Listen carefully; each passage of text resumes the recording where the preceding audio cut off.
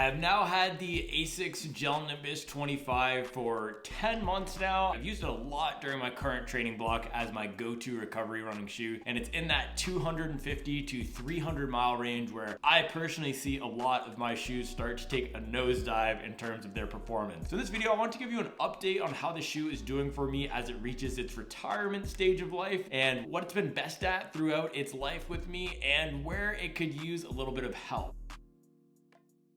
Before I get into it today, if you haven't checked out the Running Shoe Matcher tool, go to runningshoematcher.com. So the Running Shoe Matcher is a really cool tool I built that matches you with the best shoe for you, potentially the Asics Gel-Nimbus 25, based on your answers to 5 questions. You're looking at a recovery running shoe, a daily trainer, a tempo shoe. Do you like your shoe soft or firm? We'll match you with the best shoe for you. So it's live right now, it's free, and you can check that out at runningshoematcher.com. All right, let's get into it.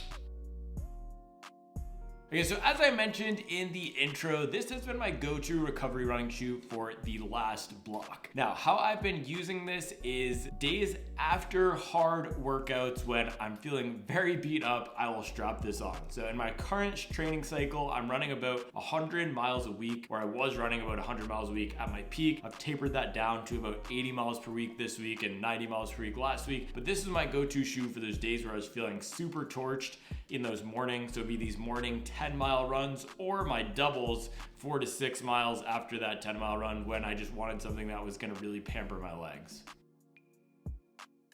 Now, when this was right out of the box, the ride on this was extremely soft, but also responsive. Now, the area where I've seen this take the biggest hit is that it still does have that soft feeling, but it's lost a touch of that responsiveness. So on the last few runs with this, it feels like my legs are just crumbling into the ground and kind of a quicksand feeling, which is not great.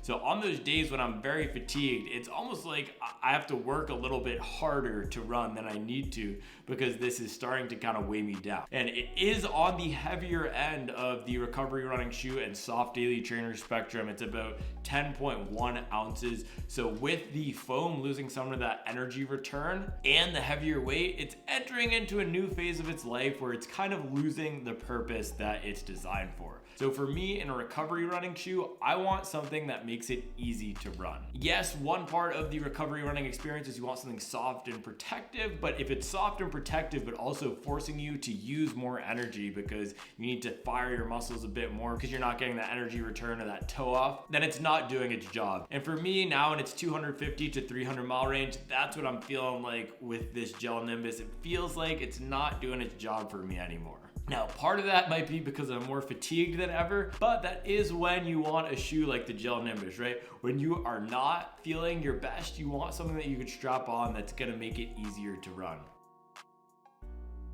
Now, in terms of the overall construction of this and how it's held up, the durability of the upper has been absolutely great. I tend to be very light wearing on my uppers and the cleanliness of the shoes. I keep my shoes very clean. I don't run in white shoes like this in the mud or the dirt. So you can see after 250, 300 miles, this looks almost brand new. The one area where, of course, we are gonna start to see some wear is just around the areas of the midsole foam that are closer to the ground. Of course, they're starting to brown a little bit, but overall, still in really good shape. So I can get a lot of walking or casual miles out of this as it enters that new phase of life. Thinking about the upper, one area that it's always struggled a little bit is in terms of breathability. Now we are into October, and as we get into November and December, this won't be as big of an issue. But as I was in those heavy mileage building months of July, August, September, this upper was extremely hot. And in those hot summer months here in North Carolina, we don't really mess around, man. So my foot was just toasting up in this thing, not getting very breathable. So that is a consideration. If you do live in a warmer climate and you want to put a lot of miles on a shoe, then this is not going to be a great summer or warm fall shoe. But as we're getting into winter, this is a good choice because maybe even keep your feet a bit warmer than a more breathable shoe. Now, one key area where I tend to see some degradation when I get to that 300 mile mark with shoes is not necessarily the midsole foam itself, but that insole. I tend to have this area around on the left shoe, specifically outside of the shoe, where I really wear down into that sock liner and it gets compressed and the whole construction of the forefoot of the shoe loses its shape a little bit on the internal part of that sneaker. This has kept its shape pretty well. This has held up pretty well through that 250, 300 mile mark for me. So again, I do think this is a high quality shoe in terms of the durability and the materials used. It's just with that high stack of midsole foam in here, we're starting to see it lose some of that great impact absorption and energy return. Now the outsole here is still in pretty good shape. Around the forefoot, you can see we have all of the pattern and the texture here, but this is not my highest wear area. My highest wear area tends to be on this outside back portion, and you'll see I'm starting to wear through, or have worn through, completely flat on the rubber, and then on the foam itself, I'm starting to wear through some of that as well. Now, one area that tells me that shoes are getting ready to go for me is when I really start working into this center exposed foam area of shoes, and that starts to crinkle and crack, which we are getting a little bit of in here. Now through the first 250 miles, this was my go-to recovery running shoe.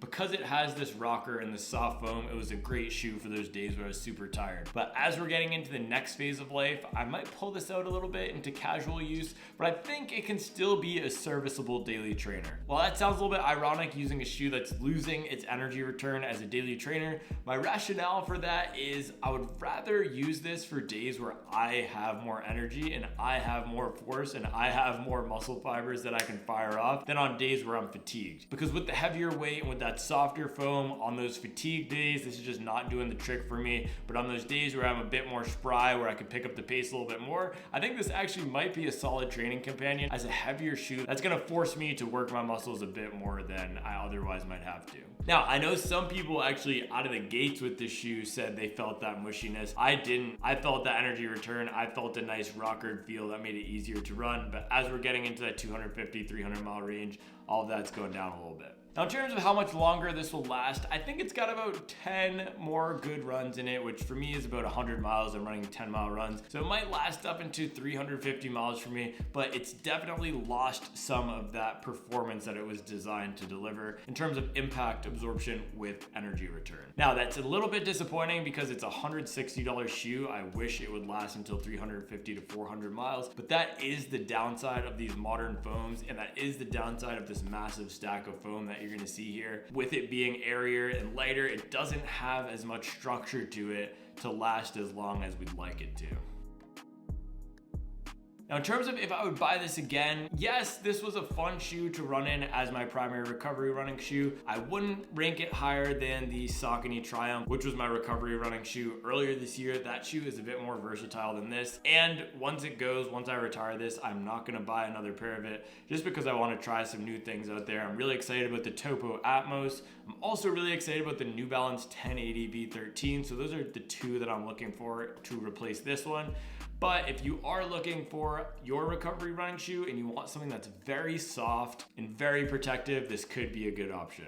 So would I buy it again? Yes. Am I going to buy it again? No. Having one of these is good enough for me. Also looking forward to trying something that's a bit firmer in the next recovery running shoe I have, which I think the Topo Atmos or the 1080 V13 will deliver on really nicely. All right, guys, there you have it. Those are my thoughts on the Asics Gel-Nimbus 25 after about 300 miles. As always, thanks for watching, thanks for liking and subscribing, and I'll make sure to keep you up to date on the latest and greatest in the world of performance running.